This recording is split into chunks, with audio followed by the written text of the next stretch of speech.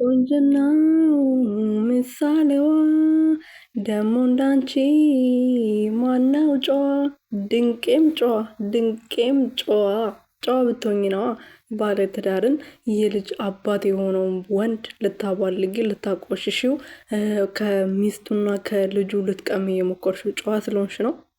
አቤት አቤት ጨዋ ሴት አይተሽ አታውቂም አንቺ። ጨዋ ሴት ምን እንደሆነች ራሱ ትርጉሙ ምን እንደሆነ ራሱ ታውቂዋለሽ አንቺ። ኧረ ተይ የማያውቅሽ ሰው ልታታይ ወይም ደግሞ ልታሳዩ ሞክሪ ጨዋነትሽን ማለት ነው። ጨዋ ብትሆኚ ነው አጭር ልብስ ያን የመሰለ ልብስ ለብሰሽ አንድ ባለትዳርን ለማማለል ስትሞክሪ የነበረው። ሰላም ቤተሰቦች እንዴት ናችሁልኝ? እኔ ያለው ፈጣሪ የተመሰገነው በያላችሁበት ሰላማችሁ ብዝት ትርፍርፍ ይበልልኝ። ዛሬ እንግዲህ የዳዊት ጽጌ ዘፈን የማይሆን ቦታ ወይም ደግሞ ለማይሆን ሰው ተዘፍኗል ልላችሁ ነው። ለምን መሰላችሁ?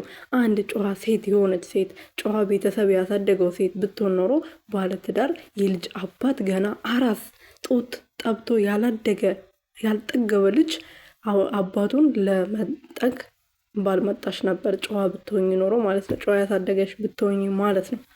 እና አሁን ራሱ ሰሞኑ በተደረገው ነገር እውነት ጨዋ ሴት ብትሆኝ ስነስርዓት ያለች ሴት ብትሆኝ እውነተኛ ፍቅር የሚገባሽ ሴት ብትሆኝ ኖሮ ልጁን ወደ እናቱ መልስ ብለሽ ትቆጪው ነበር ማለት ነው። አንቺ ግን ምንድን ነው ያደረግሽው?